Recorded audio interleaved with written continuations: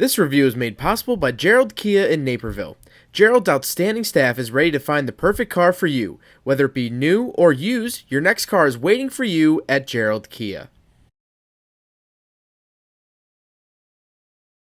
Alright, what's up guys? My name is Zach and today I am driving a 2020 Kia Niro EV Premium. Up front is, well, an electric drivetrain.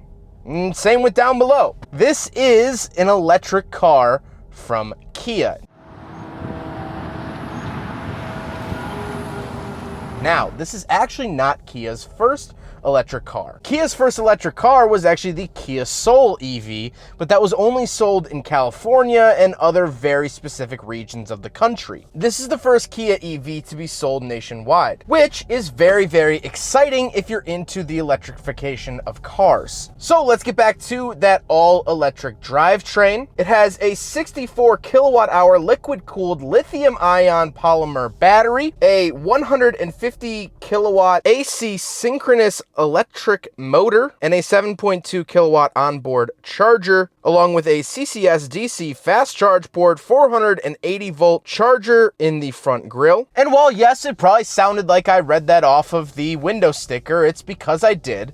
But the important thing is that it makes 201 horsepower and can go 239 miles on a single charge, which isn't too bad. 239 miles is about pretty average, but we'll talk about later why I don't know if this car is really worth it. All right, we do have a sport mode. You're not gonna hear anything. If anything, you'll actually hear everything in here. So, EV, let's go.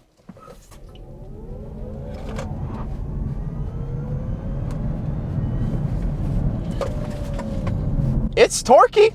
It definitely has that EV torque, and it did chirp the wheels ever so slightly. Not bad.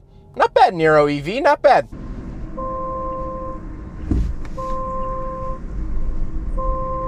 Well, that's new.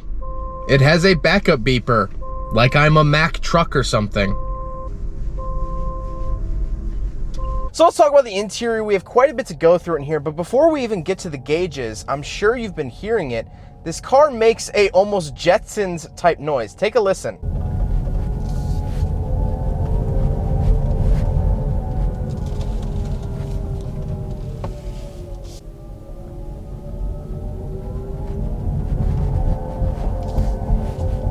Very, very interesting driving this car at slow speeds. Now, obviously, once you get up going, you know, highway speeds or anything like that, you don't really hear that noise anymore.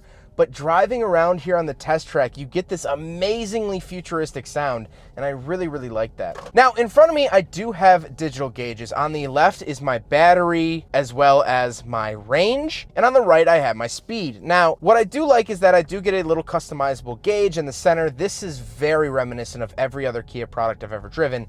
Kia Soul, Kia Forte, Kia Stinger I just got out of. Pretty much everything has this same little gauge in the center, this little screen giving me a bunch of information, which I really, really like. However, the one thing I don't like about the gauges is the fact that this does not get Kia's blind spot technology, meaning when I turn the turn signal on, it does not go to a camera on the side of the vehicle. The K900 does this, and the new Sorento now does this, as well as the new Carnival does this, and I think that that was sort of a missed opportunity by Kia. However, this is a 2020, which is now 2 model years behind the current model. Although, I forgot to mention it at the top of the video, even though this is a 2020, this is the newest Kia Niro EV that they have. There is no 2021, there is no 2022 yet. This car just took so long to get here that it's still a 2020 technically. But I really wish it had Kia's new technology for the gauges, especially given the fact that these are digital gauges. I feel like I should have gotten that. On the steering wheel, on the left, I have my voice commands, mode, phone options, as well as volume and skip track. And on the right, I have my buttons for that center screen, as well as my adaptive cruise options,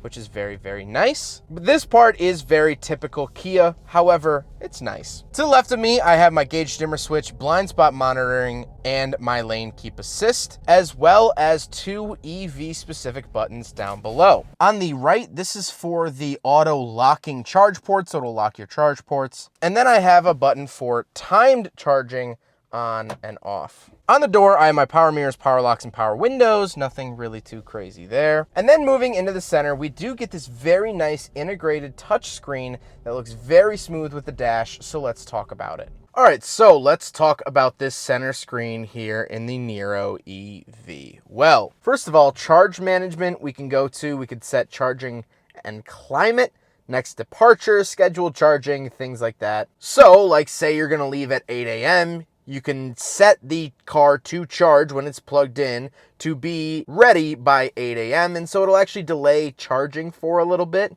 in order to get that freshest charge in the morning. Max charging percentage, obviously 100% as of now, but as the car gets older, you may go down. Same with your phone, same with everything else. Let's go back to home. This is the typical Kia infotainment screen.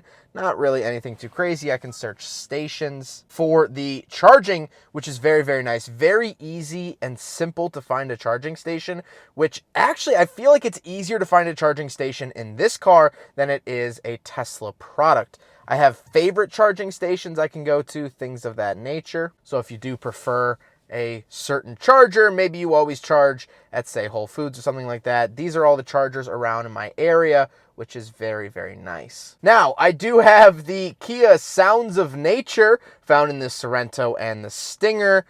Same as those. I'll just play through them real quickly here. Sea waves.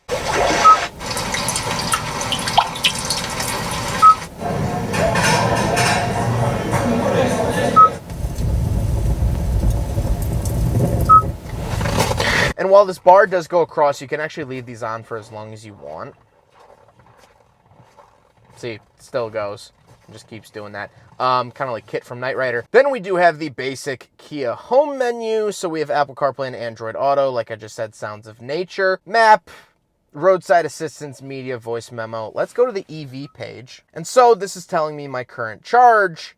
Again, max percentage of charging. Eco driving we can click on. So this is down 2.6 pounds of CO2. So reduce 2.6 pounds compared to carbon dioxide emitted while driving a gasoline vehicle in the same segment. So this watches your driving and then actually tells you how much carbon dioxide you are not emitting into the air, which is really, really cool. So I've driven this car 4 miles so far, and I have saved this atmosphere 2.6 pounds of CO2, which is very, very nice, and that is a very rewarding feeling. If you want to drive an EV vehicle to help out with our global warming, whatever it may be, this gives you a nice feeling, especially if you go on a road trip. You're going to save a lot of pounds of CO2. I have EV settings, winter mode, battery performance may deteriorate at low temperatures. Using this function to maintain driving and DC charging performance is recommended. However, using this will reduce your range.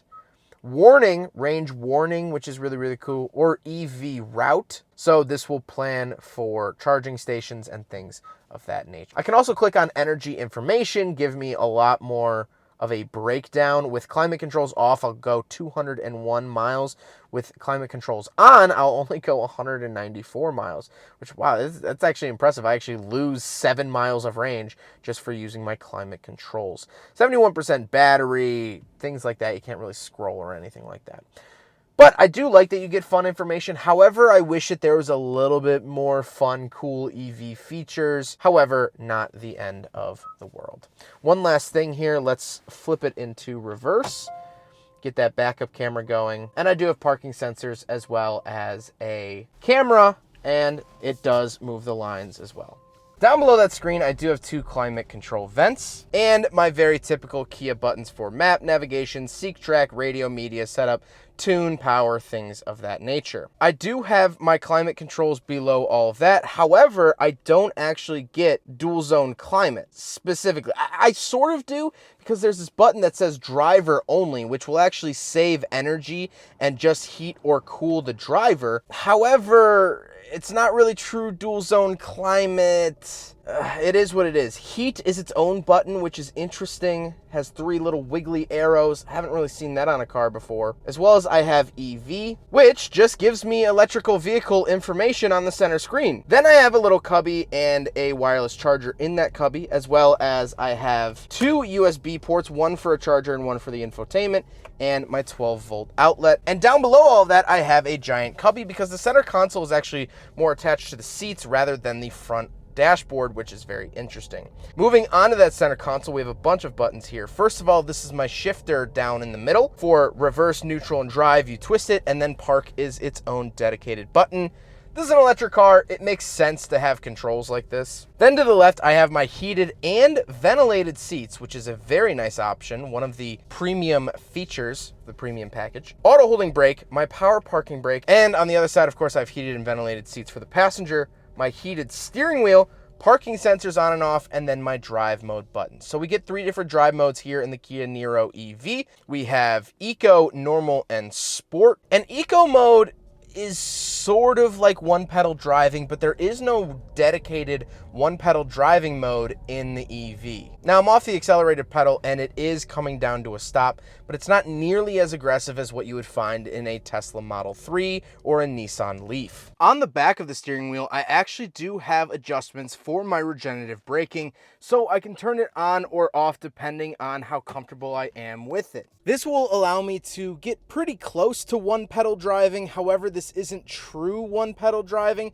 because when I let off, it doesn't hit the brakes that hard, even at level 3. And when I put it down to level 0, it actually doesn't regenerate the brakes at all, so it's just like a normal gasoline car. Then moving down to the rest of the center console, I have a very giant area. Right now, you're seeing 2 cup holders. However, you can tuck those cup holders away to make it one big storage area, which I absolutely love. If you want cup holders, you can do that, or you can tuck them away. Very modular, and I love seeing modular features in cars. Reminds me a lot of like the ND Miata has the movable / removable cup holders. Really, really like that. But speaking of cup holders, let's do a big friggin' bottle test. And this car actually gets a pretty much double fail because not only does the big friggin' bottle not fit in the pop-out cup holders, you put the cup holders away and the big friggin' bottle still doesn't really sit nicely in any of the area of the cup holders. This whole cubby, it doesn't really fit anywhere snugly. So the Niro EV gets a fail. I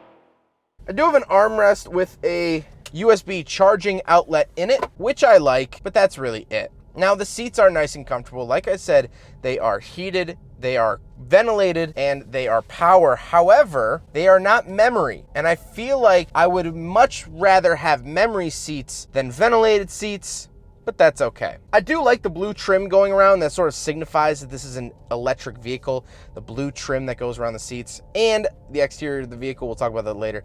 But with that out of the way, let's talk about the back seats. All right, so we're in the back of the 2020 Kia Niro EV. And first of all, legroom is okay. This is my driving position, so I could have been nicer and moved up a little bit. But my knees are barely touching the front seat. Not that big of a deal. Headroom is actually pretty good. Probably got about an inch, 2 inches above my head. And I'm 5'11", and of course I'm a big guy, and I fit back here pretty normally. I do have a center console, 2 cup holders. That's about it. The blue stitching from the front seats carries on back here, which I really like that attention to detail. Sometimes car makers just give up on the back seats. Really like that they didn't here. Climate vents, but no climate controls. And that's really it. Nothing really too impressive, cool, or interesting back here. However, it is a decent back seat for me to fit in, which cannot be said about all cars. Let's go take a quick look at the cargo space, and then we'll do a walk around of the exterior. So around the back of the Niro EV, hold it here, and that just unlocks the trunk. I don't actually have a power lift gate, unfortunately. Genuine Kia parts here, but pretty nice back actually. I do have a nice little privacy cover that I can extend. I really like that. I do have floor mats, Niro EV floor mats, and my charger down here. I can also pull this up. No spare tire. However, that's pretty normal with EVs because you're not really supposed to lift up the EV on your own. You're supposed to really call roadside assistance and get an EV certified technician to do so. I do have a speaker back here, which is very nice. Tie downs, like I said, and an LED light, which is very nice. Again, nothing too impressive. I do like the space back here. However, I can push those seats down and I get a ton more room. That seat would normally go down, but the headrest is hitting my seat because I have it back so far because I guess I have long legs or something. But I really like the space back here. Really nice. Nothing too crazy, but good overall. Now we got to talk about the looks. And I like the look of it because you can instantly tell that this is the EV because of the blocked off grille. And you have sort of those blue accents. Like I said, they mimic the blue accents of the driver and passenger seats. However, I don't think that this is a particularly handsome nor attractive vehicle. It is what it is. I don't really like the look of it all that much. But with all of that out of the way, let's talk about my final thoughts here on the Kia Niro EV. Well, I really like this car. I really, really do. First of all, I think it's always exciting when a car company starts to mass produce an electric vehicle. Now, like I said, this isn't Kia's first one, but this is their first major one. It's the first one here that we've been able to get in Chicago. I've never driven a Kia Soul EV because they weren't sold here. I saw one on the road once, but that's it. And God bless whoever drove that from California. But this is Kia's first mainstream electric vehicle, and I love it. I really think that this is a good car. 230 some miles of range, fantastic. I like a lot of the amenities in here. I like the heated and ventilated seats. I like the infotainment, very crisp and modern. I like the accents in here. I like the blue accents. I like the digital gauges, even though they don't give me blind spot cameras. I still like them. I like the center console, different, very functional, very modular. The seats are decently comfortable, and the driving experience is good enough for an EV. I think we need more regular EVs because there's a lot of regular people. Yes, there are Tesla P100Ds that'll rip your face off, but not everyone wants or needs that. This is a car that your mom can buy. This is a car that your dad will buy. This is a car that your grandparents could buy. Now, if you're a car enthusiast like me, this is something you would probably skip over, but not everyone's a car enthusiast. And that's the nice thing about this EV. This is an EV for the people. This is an EV for everyone, except it's not. I say that. I say that this car is perfect and great for everyone, but there's one issue with it. It's almost $50,000. This car right now, as it is stickered, is $48,000. And for that reason, I can't get behind this car. I understand EV technology is a lot of money. The batteries are expensive. The tech, the R&D that has to go into it, the charger technology, it's all very expensive, and for that, it raises the cost of EVs. But at the end of the day, I'm not sure who this car really is for anymore for $50,000. Now, granted, in 5-10 years, if you can get one of these low mileage for $20,000, fantastic deal. But for $50,000, I think right now, my money is better spent elsewhere. I would look into a couple-year-old Nissan Leaf. I really like that car. Even a Tesla Model 3, I think I would prefer over this car. Again, I drove one recently, a 2019. That was, I believe, about $34,000. That's saving 15 grand. And Tesla has way more infrastructure than Kia does in terms of charging. They have their superchargers at most Meijer stores and parking garages. Charging a Tesla is a lot easier than charging a Kia. And so while I really genuinely think that this is a good car, I don't think it's good enough to be $50,000, even with the ventilated seats or heated steering wheel. So my hope is that Kia starts to bring the price down on these cars, starts to make maybe a Kia Rio EV that'll be $25,000, $30,000, because they have the technology and the technology's good. This is a good car. It's just not priced for it. That's a shame. Well, I hope you guys enjoyed the video. Huge thank you to Gerald Kia for letting me take out their Niro EV. This is one of their vehicles on the lot. They have tons of other great Kias on the lot. The new Stinger that was updated for 2022. The new Sorento that was updated for 2021. The Carnival, which was updated for 2022. The K5, which was updated for, I believe, 2021. All these great, very awesome new cars on the lot. Gerald Kia is awesome. If you are looking for a new Kia, please visit Gerald Kia in Naperville. Their information is up on the screen as well as linked in the description below. You will not regret it. But I hope you guys enjoyed the video. Don't forget to rate the video, comment on the video, and subscribe if you really liked it. Take care, guys.